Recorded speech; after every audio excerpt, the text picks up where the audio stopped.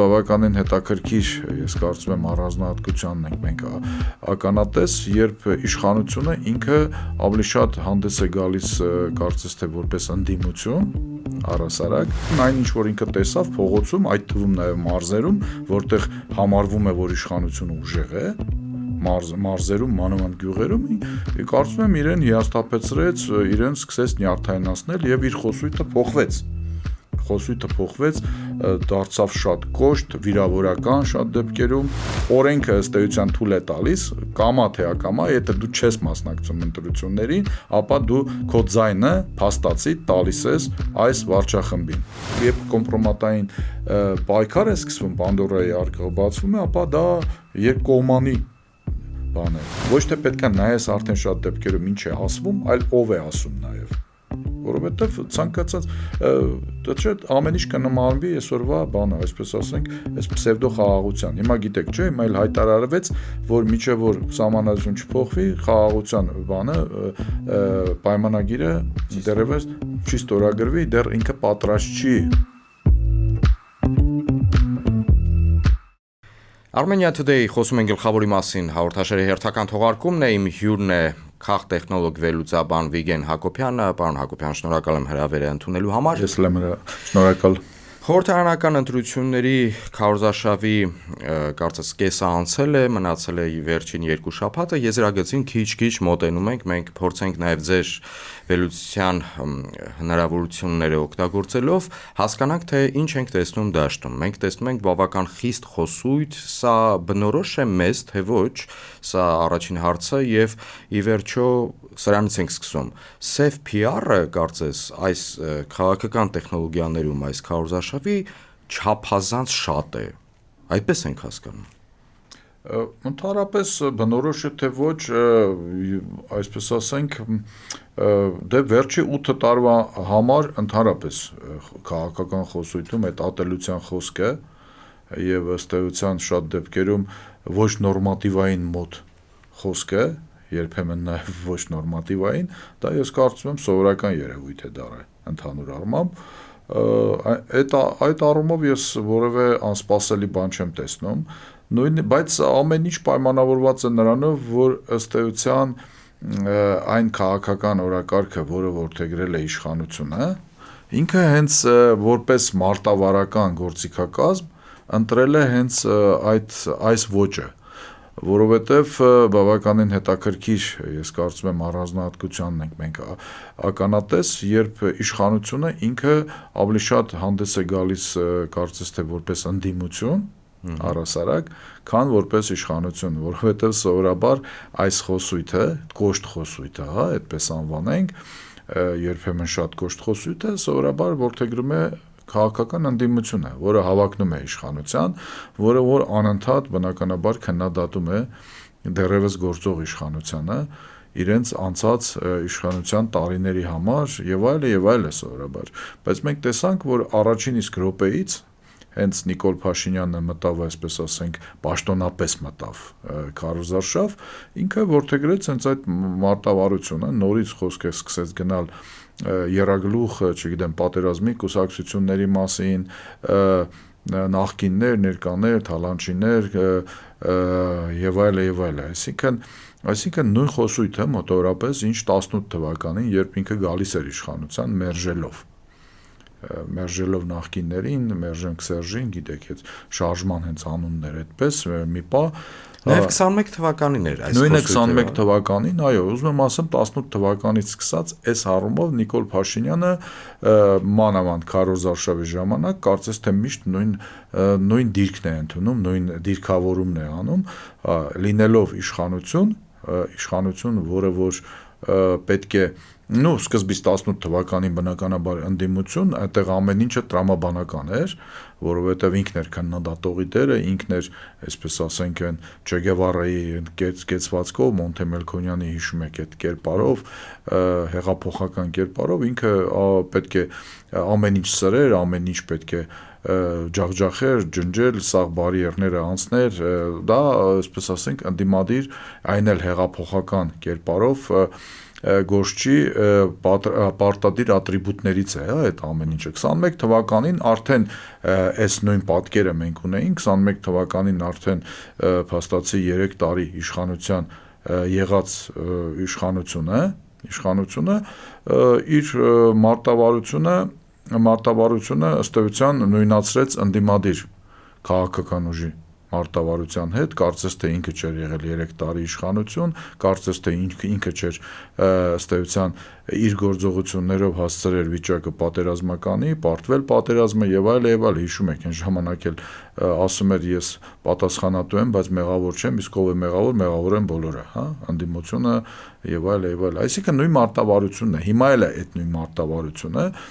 ինքը ինչ է ասում, ինքը ասում էր մենք խաղաղություն ունենք, մնացածը պատերազմի երագլուխ, չգիտեմ բան են, տրիադա է եւ այլ, հա, այս առումով այս մոտեցումից է, այս դերերի, այս խեղաթուրված բանից է, դերաբաշխումից է, այն բոլոր այս վիճակները, այս, որ ասում եք, այս սուրս, FPR եւ այլ, դրանից է բխում այն մարտավարությունը, որ ընտրել է իշխանությունը, ընդդիմությունը իր հերթին, ես կարծում եմ մանավանդ առաջի շաբաթվա ընթացքում փորձում էր ավելի շատ, եթե կարելի ասել, կոնստրուկտիվ, ծրագրային նույնիսկ շատ դեպքերում հանդես գալ, ծրագրային այլընտրանք հանդես գալ որպես։ Բայց իրենց քաղաքական խոսույթում գերակշռում էր տնտեսական ծրագրերի կետերը, այսինքն դե իհարկե ոչ բոլորի մոտ բան, որովհետև ընդդիմությունը այնուամենայնիվ բազմազան է, առնվազն եթե խոսքը գնում է հիմնական դերակատարների մասին, այսինքն դա 3 այդ բան ուժերը, որոնք միշտ թիրախում են Նիկոլ Փաշինյանի եւ գումարած այստեղ նաեւ միասնության թևերը, այսինքն նրանք ովքեր որ ի սկզբանե բոլոր հաշվարկներով ինչ որ ամեն մեկը շանս ուներ եւ ունի ձևավորել խորհրդարանում իրենց տեղը ունենալ, այսպես ասենք, յուրաքանչյուրը բնականաբար իր նպատակները ունի, ոմանք հաղթելու, ոմանք իրենց լոման ունենալու ապագա, եթե հնարավոր է կոալիցիոն կառավարությունը, ոմանք են խնդիր ունեն բնականաբար նախ եւ առաջ գոնե այդ շեմը անցնել, բայց ամեն մեկը այդ խնդիրը ունի։ Հիմա իրենք բոլորը առաջի շաբաթվա ընթացքում, 7-8 օրվա ընթացքում փորձում էին իսկապես իրենց պատկերացած ծրագրային հաղթաթղթերը ներկայացնել։ Ասենք նոր ուժեղ Հայաստանը ներկայացնում էր հիմնականում, ինչպես դա նաև միջև այդ էր, մի քանի ամսվա ընթացքում, ինչ ստեղծվել էր կուսակցությունը, շեշտը դնում էին սոցիալ-տնտեսական ծրագրերի վրա, մասամբ անվտանգային խնդիրների վրա, այսինքն այն թեզերի վրա, որոնք իրենց միավորներ են ակնհայտորեն բերելու, որովհետև եւ որը կապված է իրենց առաջնորդի կերպարի հետ, հա, որը հաջողած բիզնեսմեն, որը կարող է նաև տնտեսական բեկում մտցնել։ Ռոբերտ Քոչարյանի գլխավորած քաղաքական ուժը Հայաստան դաշինքը իրենք ավելի շատ փորձում էին այսպես միքսեին արմատական մոտեցումները, բայց առանց շատ կոշտ բառապաշարի, բայց այնուամենայնիվ արմատական մոտեցումները, այսինքն որ մենք այն ուժն ենք, որը պատժելու է, այսինքն իրենք շատ լավ պատկերացնում են իրենց ընտրազանգվածի սպասելիքները եւ փորձում էին հնարավորինս դեռևս նուրբ մեսիջներով բավարարեին այդ սպասելիքները եւ բացի դրանից ինչու եմ ասում միքսված, որովհետեւ Քոչարյանը նաեւ խոսում էր իր կառավարման տարիների տնտեսական արտաքին քաղաքական հաջողությունների մասին եւ ինքն էլ հակադրում էր, որ խաղաղություն եղել է իր ժամանակ, այսինքն 10 տարվա ընթացքում իսկապես որևէ լուրջ բախումներ, ել չեմ ասում տարածքային կորուստներ չի եղել, դա իր շեշտադրումներ էր առաջի շաբաթվա ընթացքում։ Ծառուկյանը ես կարծում եմ ավելի շատ շեշտը դնում է այն ռեգիոնների վրա, որտեղ ինքը, ինչպես ասում են, բանը մեկից մեկ գիտեր, որ այնտեղ իր շանսերը բավականին բարձր է, այսինքն ռեսուրսի չէր ցրում ռեսուրսները, այսպես ասենք, ավելի շատ փորձում էր թիրախավորված գործել եւ նույնպես եթե նկատում էիք, ավելի շատ ծրագրային էր, ծրագրային սոցիալ-տնտեսական, բնականաբար ինչ որտեղ ալտերնատիվ, նույնիսկ ծրագիրն է, հա, այդպես կոչվում, այլընտրանք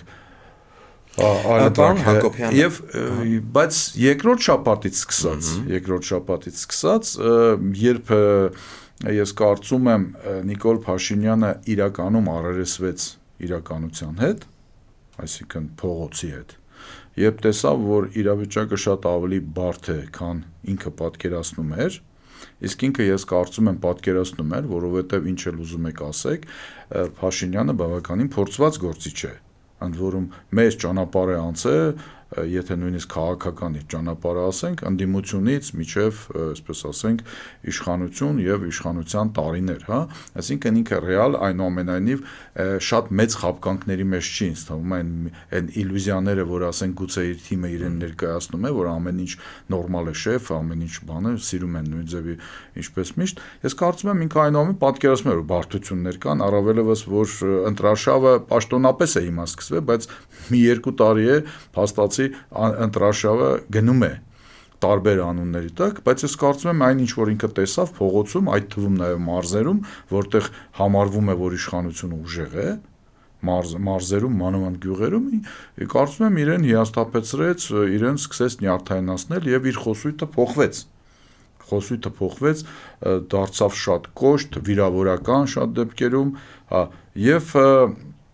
բացի դրանից ինքը նաև նպատակ ունի հատուկ, որովհետև ինքը շատ լավ հասկանում է, որ եթե մասնակցությունը շատ բարձր լինի, իսկ մասնակցությունը դա գերխնդիրն է, այս ընտրական կամպանիայի անկախ ծրագրային բաներից, մոտեցումներից, նույնիսկ, այսպես ասենք, Նիկոլ հականիկոլ, այսպես ճամբարներից, ամենակարևոր բանը մասնակցությունն է, եթե մասնակցությունը բարձր է լինելու, բարձր ես համարում եմ 55-ից ավել տոկոս, ապա Նիկոլ Փաշինյանի քաղաքական ուժի խնդիրները ավելի քան կարող են նաև քրիտիկականի մոտենալ։ Եվ ինքը հիմա ամեն ինչ անում է, հիմա էլ շարունակում է, որպեսզի անլրջացնի process-ը այնքան գրեիկացնի, որպեսզի ասենք թե այն ընտրազանգվածը, որը որ մենք համարում ենք ապաթիայի մեջ էր, որը որ չկողմնորոշված էր, որը որ սովորաբար տրամադրված էլ չէր գնալ ընտրությունների, բայց կարծես թե մտադրություն ունի այս անգամ գնալ, իրենք որպեսզի ինչպես ասում են զզվեն ամեն ինչից, ասեն դուք էլ ձեր ընտրություններն էլ եւ այնուամենայնիվ չգնան ընտրությունների։ Չգնալ ընտրությունների դա նշանակում է իշխանությանը նպաստել Նիկոլ Փաշինյանի եւ իր թիմի ընտրությանը։ Եվ Նիկոլ Փաշինյանը հիմա ամեն ինչ անում է իր ստրատեգիական նպատակը, քանի որ հնարավորինս ցածր մասնակցություն ունենալ ընտրություններում, տակտիկան հենց դրանից է բխում, ամեն ինչ անել, որպեսզի մարդիկ խրտնեցնել այս ընտրություններից, այս գաղափարից, մարդիկ չգնան ուղղակի ընտրությունների։ Պարոն Հակոբյան, այս պարագայում ի վերջո իշխանությունը, այս ԿՊ-ն եւ Նիկոլ Փաշինյանը այս տարիների ընթացքում անդադար, երբ որ պատասխանում է իրեն մեղադրողներին, ասում է ես լեգիտիմ իշխանություն եմ։ Այստեղ մի անհասկանալի հարց կա, այդ մասնակցությունը մեծ լինի թե փոքր։ Ի վերջո մեծ մասնակցությունը, երբ որ բնակչության ընտրելու իրավունք ունեցող մեր համաքաղաքացիների, համերկրացիների գերակշիռ մասը գնում է ընտրում է որևէ մի ուժի, դա իսկապես լեգիտիմությունն է փոխանցում ազգային ժողովին, որ կներեք, ազգային ժողովը ձևավորել է ոչ թե 1 միլիոն մարդ իր ընտրությամբ, իր քվեով կամ 1 միլիոն 200 հազար մարդ, այլ ձևավորել է 1 միլիոն 800 հազար, 700 հազար մարդ, իսկապես լեգիտիմ իշխանություն է ձևավորվում այդ պարագայում։ Հիմա, եթե դուք ասում եք Նիկոլ Փաշինյանը եւ ԿՊ-ն իր խոսույթով այս պահին փորձում են այնպես անել, որ մասնակցությունը ցածր լինի, բա լեգիտիմությունը դրա հետ ինչ անել։ Գիտեք, դուք ընդհանրապես հիմա ասում եք ընդհանուր առմամբ քաղաքական լեգիտիմության մասին, այսինքն պարզ է, որ ինչքան շատ մարդ մասնակցած լինի եւ այդ շատ մարդկանց մասնակցության թվից դու ունենաս մեծամասնություն, այնքան բնականաբար քո լեգիտիմությունը ավելի բարձր է եւ ինչպես ասում են լեզուդ երկար է։ Դա քաղաքական լեգիտիմության մասին է, որը որ բնականաբար ցանկացած իշխանությանը անհրաժեշտ է։ Այստեղ խնդիրը հիմա այն ինչ որ դուք ասում եք, խնդիրը շատ մեծ լեգիտիմության կամ բավարար լեգիտիմության մասին է, որովհետև եթե օրենքով են գնում էլեկտորալ լեգիտիմության մասին, այսպես ասեմ, ապա ըստ օրենքի, եթե այն ուժը, որը ըստ էության այն մասնակիցների քանակից, մեր մոտ նույնիսկ բան չկա, չէ, մասնակիցների ցենզ չկա, այսինքն շեմ չկա, նվազագույն շեմը կա, անցողիկ շեմը, այսինքն եթե նույնիսկ այսպես 500,000 մարդ են մասնակցի, 2.5 միլիոն մոտավորապես մասնակիցների քանակից եւ դրանց մեծամասնությունը, ով մեծամասնություն ստացավ կամ ով կարողացավ կոալիցիա ձևավորել 50+1-ի հարցը լուծել, ըստ էության ինքը ֆորմալ առումով լեգիտիմ է ամեն դեպքում։ Այլ հարց է, որ այդ լեգիտիմությունը, ասենք, բավականին ցածր է, բայց լեգիտիմ է։ Այստեղ պարոն Հակոբյան, մի կարևոր հավելում, ի վերջո Նիկոլ Փաշինյանը հասկանում եմ։ Նիկոլ Փաշինյանը, դե ձեր նաև պատասխանի մեջ դա էլ ներառեք։ Նիկոլ Փաշինյանը գնում է սահմանադրությունը երկրի մայր օրենքը փոխելու ճանապարհով։ Այստեղ ի վերջո պետք է բնակչության գերակշիռ մասը այդպես ենք հասկանում, չէ՞։ Դե ընդհանրապես ինքը մեր ամերիկացիների գերակշիռ մասը, որ գնա ընտրության, տա իր անձայն, տա իր հակառակորդին, իր մրցակցին, բայց գնա ընտրության։ Նիկոլ Փաշինյանը հիմա իր գերխնդիրը դա ինչ որ մի կերպ պահպանել իշխանությունը, վերարտադրվելն է, այլ ոչ թե հիմա իր գերխնդիրը այնուամենայնիվ սահմանադրություն փոխելն է, ինքը շատ լավ գիտի, որ այս պայդրությամբ ինքը նման հնարավորություն չունի, եթե հիմա օրինակ զուգահեռ դրված ելներ ինչ որ սահմանադրության փոփոխման հարց եւ դա իշխանությանը նույնիսկ պետք լիներ, դա օբյեկտիվորեն դա հնարավոր չէ լինի, որովհետեւ այնտեղ արդեն որոշակի շեմերի հարց կա, այսինքն բայց հիմա դրա մասին չի խոսքը, այսինքն ինքը հիմա ուրիշ հարց է լուծում, ինքը հիմա փորձում է ինչ որ ձևի վերարտադրվել, որից հետո երբ իր պատկերացմամբ երկրում մթնոլորտը բան կանի, կհանգստանա, շատ ընդդիմադիրները, ինչպես ասում են, կոտրված կլինեն եւ առանձնապես այսպես չեն շարունակի նույն եռանդով դիմադրել, պարտված կլինեն, այսպես ասենք, ինքը այն ժամանակ շատ հանգիստ լեգիտիմ եւ ոչ լեգիտիմ եղանակներով Ադրբեջանի պահանջները կկատարի։ Ինքը դա այլ փուլի հարց է, այսինքն կապ չունի ինքը հիմա ինչ ասում, ինքը շատ լավ պատկերացնում է ամենայն դեպս, երբ ինքը ասում է մենք 60, չգիտեմ 5-66% պետքա վեսնենք եւ այլ, դա բնականաբար ուղղված է զուտ իր թիմին եւ բնականաբար դա զուտ, այսպես ասենք, իր կողմնակիցներին ոգևորելու խնդիր է, դա քարոզչական, սովորական հնարք է։ Իսկ Նիկոլ Փաշինյանը բնականաբար նորից եմ ասում, հա, ինքը կերազեր իհարկե, որպեսզի օրինակ 2.5 միլիոնից 2 միլիոնը մասնակցեր եւ 2 միլիոնից ինքը ունենար, ասենք, 1 միլիոն մեկ ձայն, որպեսզի միազնյա 50+1 ունենար, ել չեմ ասում ավելի շատ ունենար, բայց ինքը շատ լավ պատկերացնում է, որ այդպեսի այսօր այդ տարբերակը չի, ավելին ձեզ ասեմ, նույնիսկ 8 թվականի ընտրություններում դեկտեմբերի ինքը այդքան ձայն չի ստացել, բայց եւ մասնակցությունը այն ժամանակ 47 ու քանի տոկոս էր, 21 թվին 49.7 էր, եթե չեմ սխալվում, կարող է սխալվեմ են տասնյակների մեջ։ Հիմա տեսեք, ցանկացած իշխանություն ինքը ունի իր ընտրազանգվածը, անկախ ամեն ինչից։ Այդ ընտրազանգվածը բավականին այնց ցեմենտ-բետոնային ընտրազանգված։ Այդ ընդդիմադիրների ասած վարչական ռեսուրսի կիրառումը է դա նկատում եք։ Դե ունենում է ինքը նաև իր սեփական ընտրազանգվածը, որովհետև այդպես չի, որ բոլորը դժգոհ են, չէ՞, այդ իշխանությունից։ Այսինքն կան մարդիկ, որոնք շահառու են այդ իշխանության, կան մարդիկ, որոնք այսպես ասենք օգտվում են այդ իշխանությունից։ Իրենց, ասենք, ի վերջո Հայաստանում մենք ապրում ենք, մենք գիտենք, որ կան մարդիկ, որոնց բացարձակ չհետաքրքրում, չէ՞, Արցախը հանձնել են, թե չեն հանձնել, ոչ կան մարդիկ, որոնց բացարձակապես չի հետաքրքրում սահմանը որտեղով է անցնում, քանի քառակուսի կիլոմետր է եւ այլ եւ այլ։ Եթե իր տան մոտով չի։ Եթե իր տան մոտով չի անցնում, հա կան բիզնեսմեններ, որոնց հետաքրքիր է սահմանով, ասենք թե Թուրքիայով իրենք կարող են առանց բաների, երրորդ երկրի, չգիտեմ, փաստաթղթեր ձևակերպելու, էս վերջերս չէ այդ բանը, հա դա արդեն իրենց համար ամենամեծ երջանկությունն է եւ ուզում է բանը ամեն օր, այո, փողն է եւ այլ, այսինքն ուզում եմ ասեմ, կան շահառուներ, կան նաեւ այսպես ասենք ֆանատների կամ բանը այդ ուրիշ բառը չեմ ուզում ասեմ, զանգված, որոնք ուղղակիորեն սիրում են այդ անձնավորությունը, որովհետև սիրում են։ Դա քաղաքական աղանդի ինչ որ բաներ ունի, հատկություններ ունի։ Սովորաբար որևէ մեկը ձեզ չի կարող ռացիոնալ այն շատերին մենք տեսնում ենք, հա, տարբեր վիդեո բաներում, ռեպորտաժներում են տարբեր կերպարներին, որոնք ասենք թե բան են, որևէ ձև, եթե դուք հարցնեք, օրինակ իրանց ինչն է դուր գալիս իշխանության մեջ կամ իրենց առաջնորդին, իրենք չեն կարող ռացիոնալ։ Իրանք սիրում են, որովհետև սիրում են, այսպես ասենք։ Հա, հավատում են, որովհետև հավատում են։ Այսինքն կան դες տարբեր զանգվածներ, բայց այդ զանգվածը հիմա բնականաբար զգալիորեն նվազել է, բավականին զգալիորեն նվազել է, փոքր է եւ բավարար չէ, որպեսզի ասենք թե այդ զանգվածով դու կարողանաս 50+1 վերցնես։ Դրան գումարում ենք նաեւ վարչական ռեսուրսը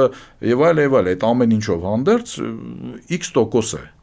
X% է, բայց որը որ շատ հեռու է 50+1-ից։ Հիմա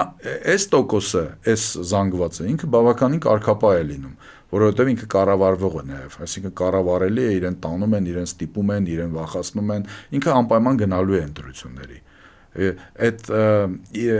իշխանության ընտրազանգվածի ես կարծում եմ 80-ից 85%-ը, ովքեր որ այդ իրանք մասնակցելու են այդ ընտրություններին։ Հիմա կախված նրանից, թե ընդհանուր քանակը մասնակիցների ինչքան է լինելու, այդ ընտրազանգվածը կարող է լինել, օրինակ,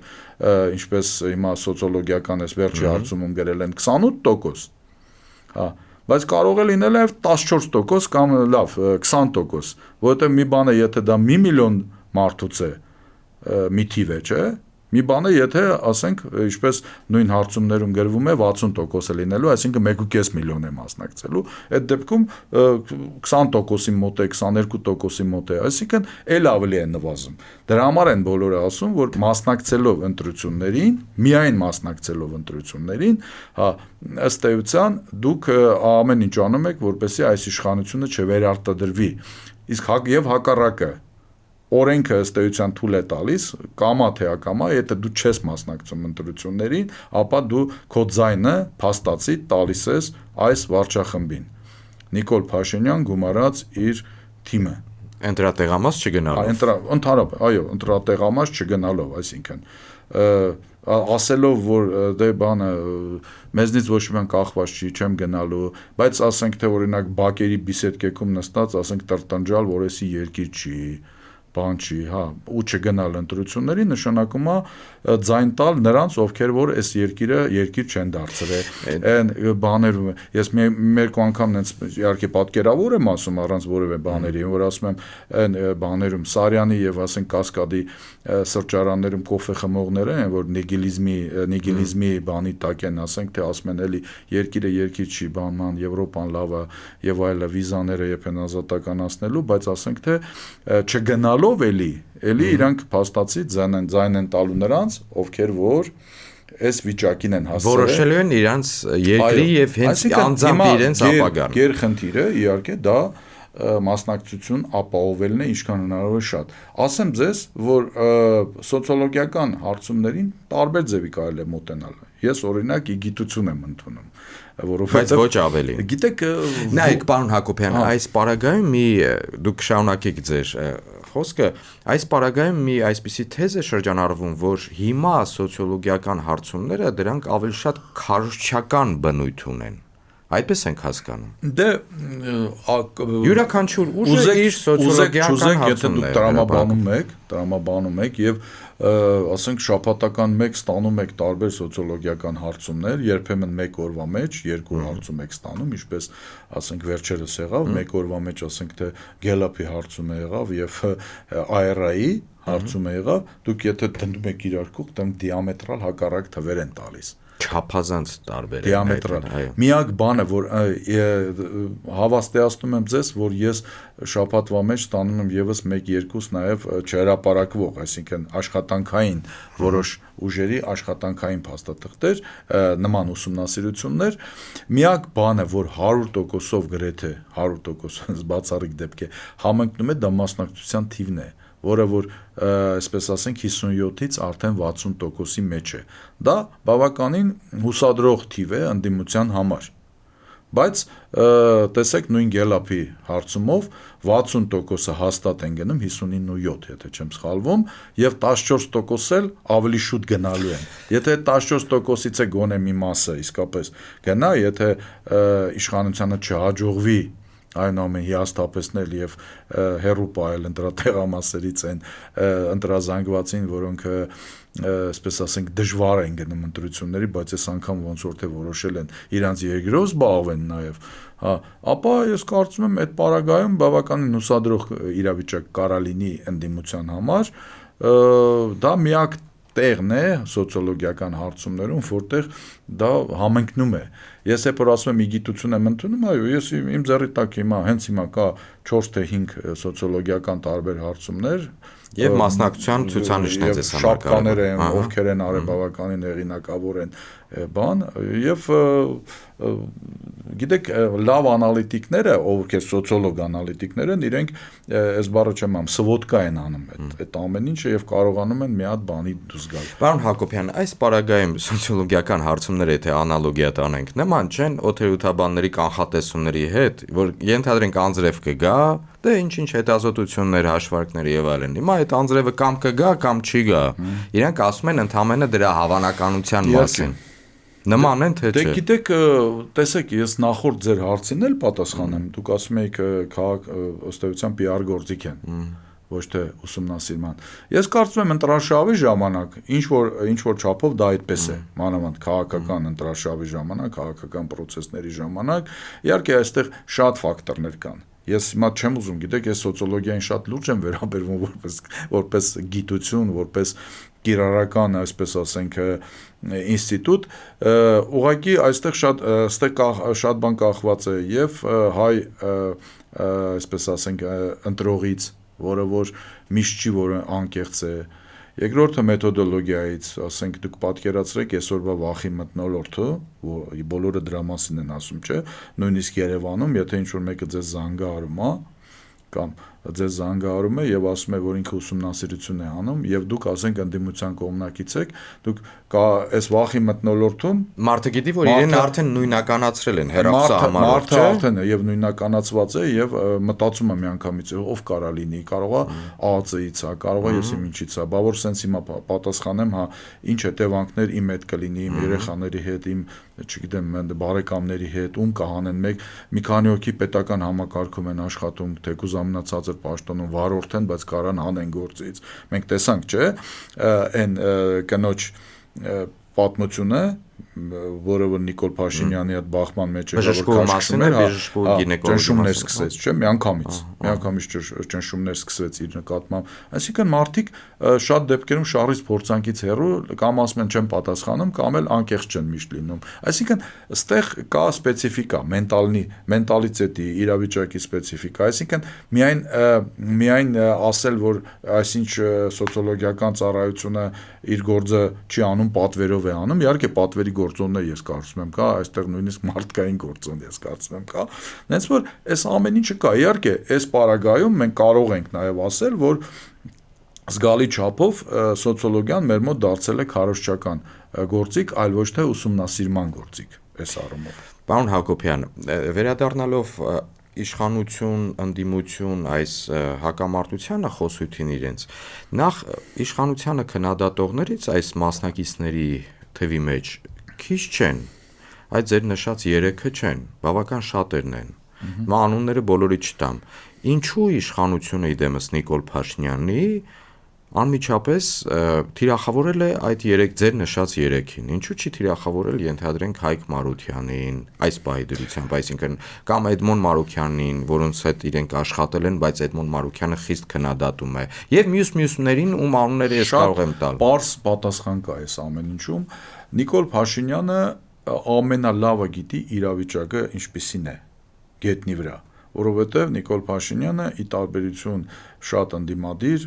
եւ հանրային գործիչների ինքը գրեթե ամեն շաբաթվա ռեժիմով ստանում է տարբեր սոցիոլոգիական հարցումների պատասխաններ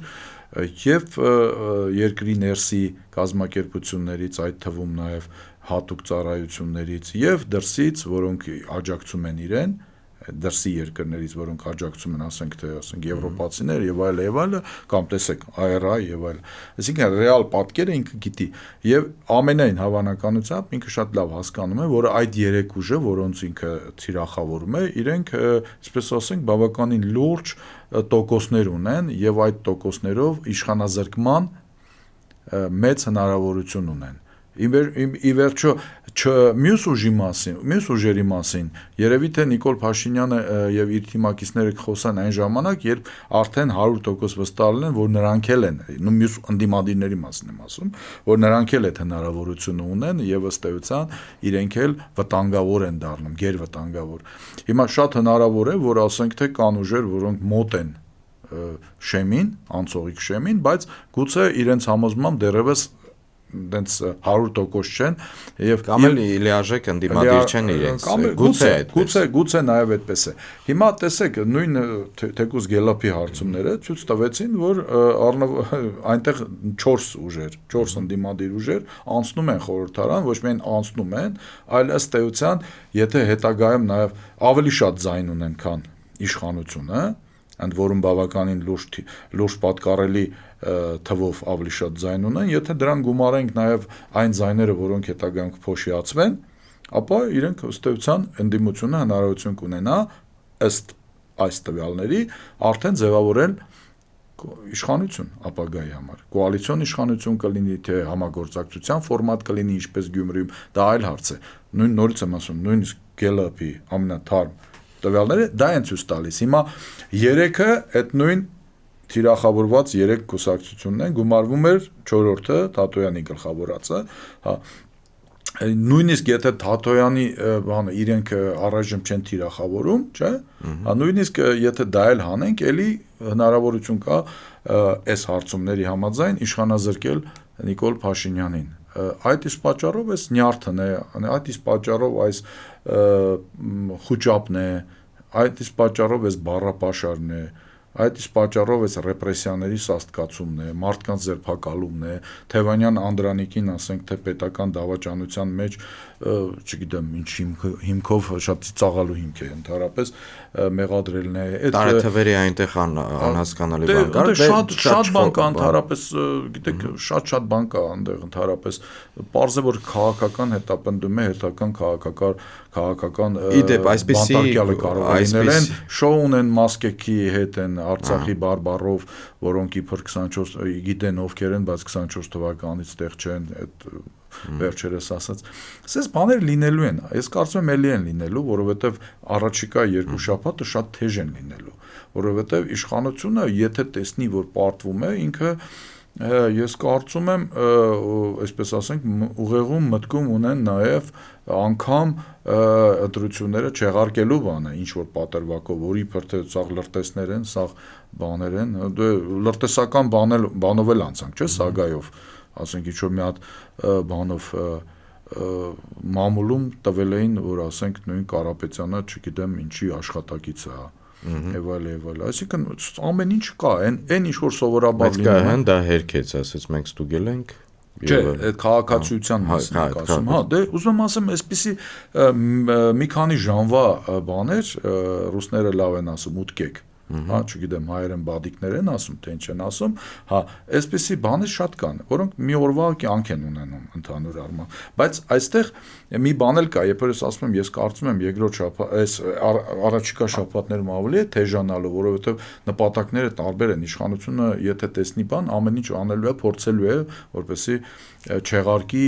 չգիտեմ, ինչ դրություն մտցնի եւ այլ, հա, այդ օրենսդրական այդ բաները, տարբերակները իրենց համար նախապատրաստել են, բայց պետք է միշտ իշխանությունը ընդհանրապես հասկանա, որ եթե եւ ոչ միայն իշխանությունը, որ եթե դու կոմպրոմատային պատերազմ ես սկսում, ապա դու բացում ես ինչ որ արկղ Պանդորայի եւ չեմ կարծում, որ բոլորը անթերի են։ Այսինքն կան անթերի կամ անցյալ չունեցող ինչ որ բաներ, մանավանդ որ այսօրվա անդիմությունը երեկվա մինչև 18 թվականի իշխանություններ ինքն էլ երևի թե ինչ որ նյութեր ունի, ասենք թե այն ժամանակվա անդիմության վրա, իսկ այն ժամանակվա անդիմությունը նաև այսօրվա իշխանավորներն են։ Ինչ որ մի նյութեր տարբեր անձերի ԿՊՄ իշխանության մեջ հրապարակվել էին նախկինում։ Ես ուզում եմ ասեմ, որ երբ կոմպրոմատային պայքար է սկսվում, Պանդորայի արկղը բացվում է, ապա դա երկկողմանի բան է։ Արդեն ես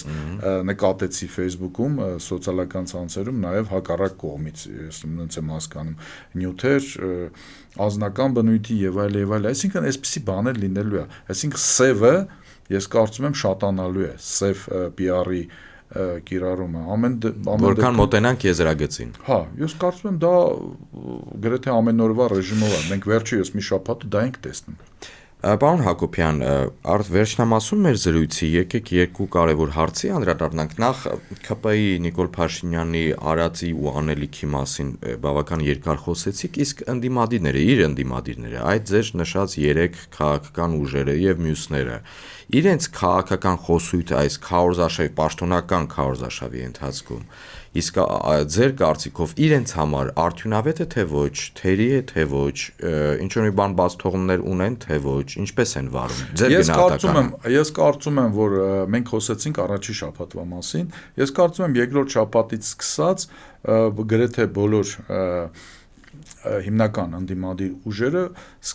հասկացան, որ իրենց գլխավոր թերությունը այն է, որ իրենք արձագանքում են իշխանության օրակարգին։ Այսինքն իշխանության ներկայացուցիչը, ասենք Նիկոլ Փաշինյանն է կամ XY-Z-ը, ավելի ցածր կլասի կամ պլանի խաղացողները սկսում են ինչ-որ բան խոսել, իրենք արձագանքում են, այսինքն սանդուրակ վարիանտով, այսպես ասենք։ Ես կարծում եմ իրենք հասկացան, որ իրենք իրենց սեփական օրակարգը պետք է ձևավորեն, որին պետք է պատասխանի, որի տակ պետք է մնա կամ դրանով պետք է զբաղվի արձագանքի իշխանությունը։ Եւ այս առումով օրինակ նույն Հայաստան դաշինքի պարագայում մենք տեսանք, որ Նիկոլ Փաշինյանը 2-3 օր զբաղված է նրանով, որ բաներ անում, գորգռում էր ով է համբալը, ում է կզսնելու, ում է բան, այսինքն ինքը այդ խայծը կերավ, այսինքն ինքը մտավ ուրիշի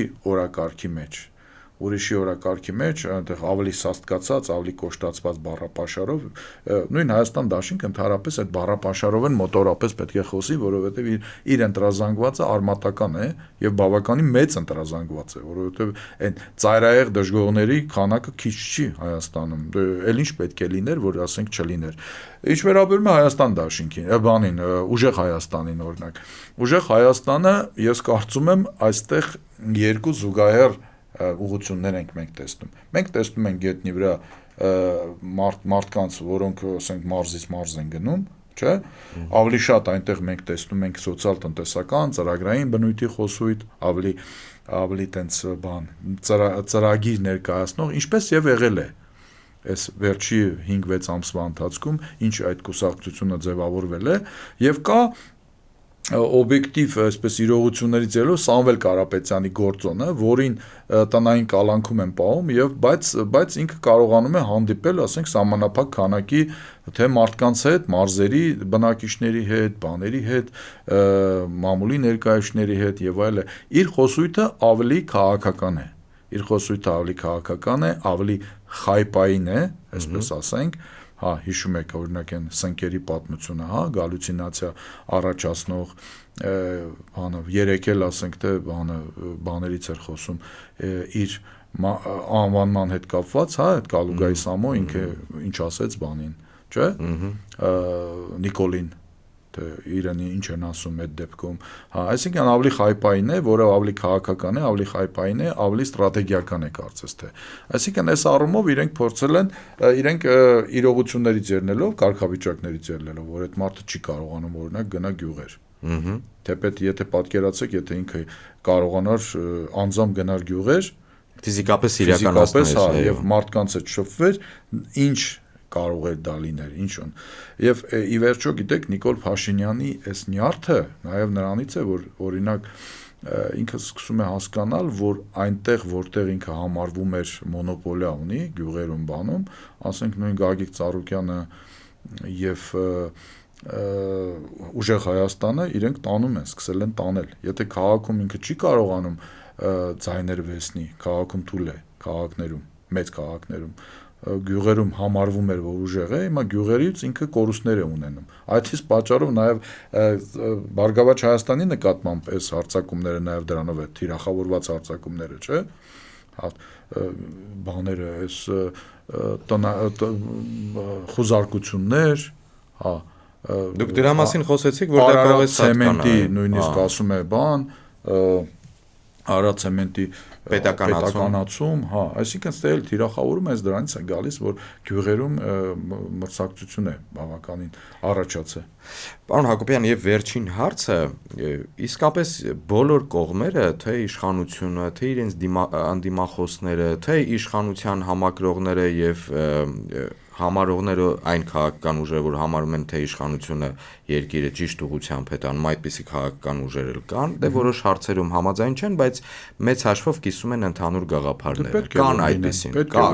կան այդպիսին եւ իրենք չեն թաքցնում։ Բոլորը ասում են, որ այս ընտրությունները չափազանց որոշիչ են երկրի համար։ Նիկոլ Փաշինյանն է ասում, իր հիմնական ընդդիմախոսները, ընդդիմադիրներն են դա ասում, որ սրանով որոշվում է մեր լինել-չլինելու հարցը։ Էլ չասեմ ով ինչ է ասում, Նիկոլ Փաշինյանը թե պետք է խաղաղությունը շարունակենք, ամրագրենք, հաստատենք վերջնականապես, ընդդիմախոսներն էլ սա խաղաղություն չի, սա в общем երկրի վերջնական կորուստն է։ Մեր համերկրացին, մեր համաքաղաքացին, մեր հետևորդը Armenia Today-ի ինչպես կողմնորոշվի այս ամենի մեջ։ Նա ի վերջո ինչին պետք է առաջին հերթին ուշադրություն դարձնի։ Դուք մեծ հաշվով այս իմ հնչեցրած հարցին արդեն պատասխանել եք, պարզապես այսպես կոնսպեկտած ամփոփում եմ ձեզանից։ Ես շատ կարճ կփորձեմ դրան պատասխանել։ Գիտեք, ես կարծում եմ ամեն ինչ այնքան պարզ է, այնքան ակնհայտ է, որովհետև այդ ընտրողը վերջի 8 տարին ապրել է Հայաստանում, այդ ընտրողը անցել է 20 թվականով, անցել է 18 թվականով է անցել, 20 թվականով, 20 թվականից հետո այս տարիներով է անցել, տեսել է այն բոլոր կորուստները, դիմավորել է 120,000 արցախցուն, ովքեր որ այնտեղ բռնի տեղահանվել են, Դուք փաստերի մասին եք խոսում։ Այսինքն ինքը ապրել է դա։ Այսինքն ես օրինակ շատ կոնտրպրոդուկտիվ եմ համարում կամ ժամանակի կորուստ եմ համարում, երբ սկսում են բացատրել, թե այս իշխանության օրոք ինչեր է եղել, ինչ աստիճանի կորուստներ են եղել եւ մարդկային, այսինքն երբ քո դիսկուսը հիմա առաջանում է նրա մեջ 5000 մարդ է զոհվել պատերազմի ժամանակ, թե չգիտեմ ինչքան, թե պետպաշտոնական պատասխանը չկա, հա, դա արդեն արհեստական դիսկուսիա է, ինչ կապ ունի, կամ երբ որ ամենաբարձր մակարդակով սկսած վարչապետից վերջացրած ամենախայտառակ բանը այն է պաշտպանության նախարարով, ասենք դուրս ելույթ են ունենում, ասում են դու ինչի չես մեռել, դու ինչի ես ողջ եւ այլ, այդ խոսույթն է, ես կարծում եմ մարդիկ դրա համար եմ ասում, իրենք ապրել են, ապրում են, այսինքն իրենց բացատրել առանձնապես թե ինչ է նշանակում սա adekvat մարդիկ, որոնք մեծամասնություն են, իրենք ամեն ինչ հասկանում են։ Ես կարծում եմ, երբ որ ասում ենք ինչով առաջնորդվեն, ես կարծում եմ պետք է ուղղակի նայեն ով է ասում դա, որովհետև կարող ես դուրս գալ եւ ասել, որ մենք խաղաղություն ենք բերել, հա, որ մենք ընդհանրապես պատասխանատու ենք, բայց մեղավոր չենք, որ մեր օրոք, այսպես ասենք, Հայաստանը դարել է անկախ երկիր վերջապես, հա, Արցախն է մերը չի եղել, հիմա էլ պարզվում է, որ հայերը 90% երբեք չեն եղել, այս տարածքում ապրող, բան, գիտեք այդ սաղ թեզերը, այսինքն դու կարող ես այդ ամեն ինչ ասել, եթե մարդիկ կան, որոնք դրան հավատում են, ասողին, այսքանից հետո, ուրեմն իրենք ընտրելու են անկախ նրանից։ Այսինքն ամեն մեկը պետք է աշխատի իր ընտրազանգվածի հետ։ Ընտրազանգվածը նորմալ, adekvat հատվածի մասին եմ ասում, ովքեր որ փորձում են հասկանալ ում ընտրել։ Իրենք պետք է նայեն, այս խաղաղության մասին եթե ինչ-որ մեկը ասում է, ով է ասում։ Եթե ինչ-որ մեկը անվտանգության մասին ասում, եւ ինչ է արել դրա համար, եւ ինչ է արել, հա, եւ ինչ կարող է անել նույնիսկ ընդհանրապես։ Եթե ինչ-որ մեկը օրինակ խոսում է տնտեսության մասին կամ արդյունաբերության մասին, ով է ասում։ Ինչ է արել, ինչ կարող է անել, չէ՞։ Հա, եւ ընդհանրապես ինչ ռեսուրս ունի առհասարակ։ Ցանկացած բանում պետքա ուղղակի նայել ով է ասում։ Այստեղ ոչ թե պետքա նայես արդեն շատ դեպքերում ինչ է ասվում, այլ ով է ասում նաեւ։ որովհետև ցանկացած դա չէ ամեն ինչ կնմանվի այսօրվա բանը, այսպես ասենք, այս պսևդո խաղաղության։ Հիմա գիտեք, չէ՞, հիմա էլ հայտարարվեց, որ միջև որ սահմանադրություն չփոխվի, խաղաղության բանը պայմանագիրը դեռևս չի ստորագրվի, դեռ ինքը պատրաստ չի։ Դեռ պատրաստ չի։ Բա ի՞նչն ենք նախաստորագրել, եթե պատրաստ չի։ Բանն էր ասում, չէ, Ալիևի ադմինիստրացիայի բանը իր արտաքին հարցերով օգնական է։ Շնորհակալ եմ պարոն Հակոբյան հետաքրքիր զրույցի համար եւ վերլուծության իհարկե առաջնահերթ։ Մեր հետևորդին հիշեցնեմ, որ իմ հյուրն է քաղտեխնոլոգ վերլուծաբան Վիգեն Հակոբյանը։ Շարունակեք հետևել Armenia Today-ի, խոսում ենք գլխավորի մասին հաղորդաշարին առայժմ։